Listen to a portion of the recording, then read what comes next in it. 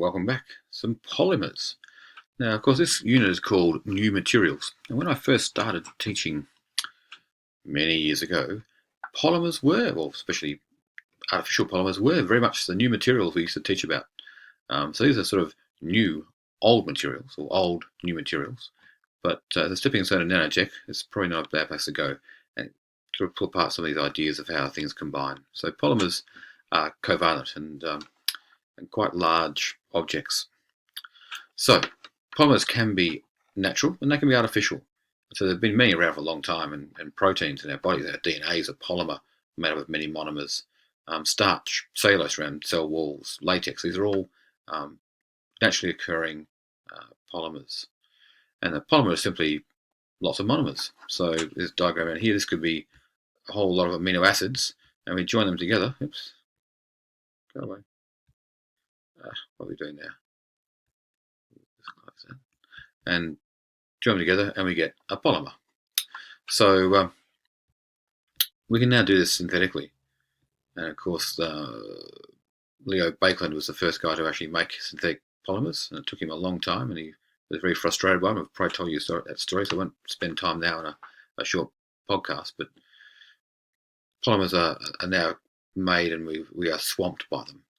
You've watched the little podcast I had for you, and they've now become quite a problem for us. We use far too many of them. What's going on here? That's bad.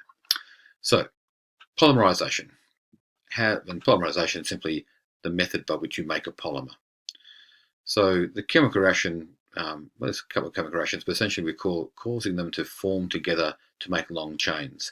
And then lots of cross-bonding goes on between those long chains to form a strong sheet or block of polymer.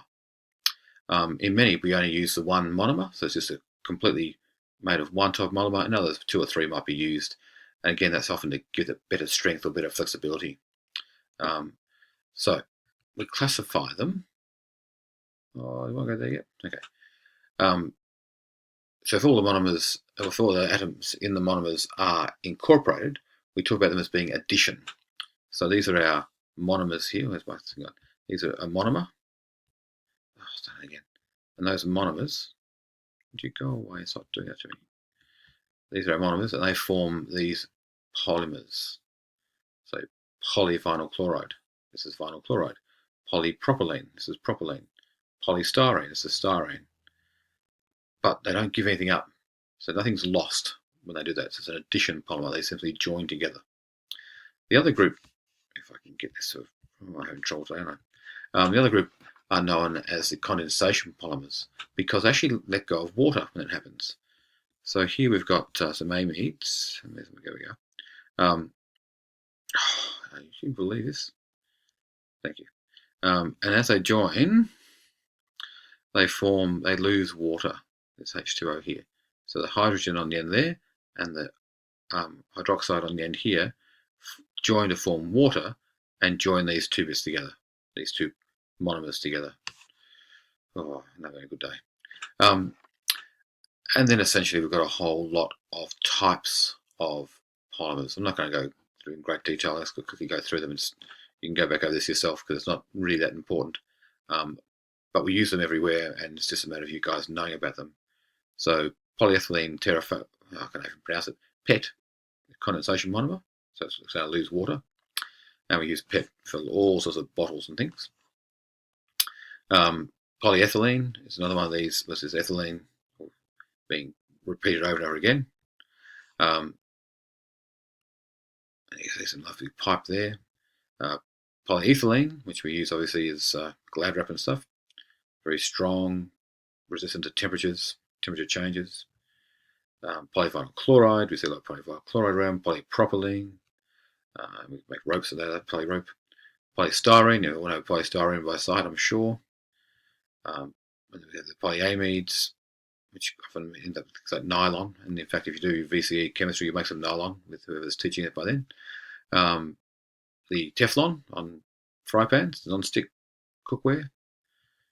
Polyurethane on your shoes. Most of you probably got it on your feet right now. I know I'm sitting here with a pair of runners on them. Sure, certainly polyurethane. The polyacrylate, no, I can't even pronounce that one either. And finally, these are nappies. There's a huge range of these plastics, and we use them in everything in our daily life now. But the biggest problem with this stuff is, of course, is it's not biodegradable. This stuff does not break down in a sort of normal time frames. We're now finding bacteria adapting to breaking it down, but it's still taking thousands of years to break down plastic. So we need to find a way of dealing with plastic. We need to find a way of reducing how much we use, reusing it when we've got it, so giving it a new job to do, recycling the stuff so we can use it for other things, and it obviously contains a lot of embedded energy, so we need to find better ways of dealing with our plastics. But that's part of the conversation in class. I think that's the last slide. It is indeed the last slide. Another nice little short one. See you in class.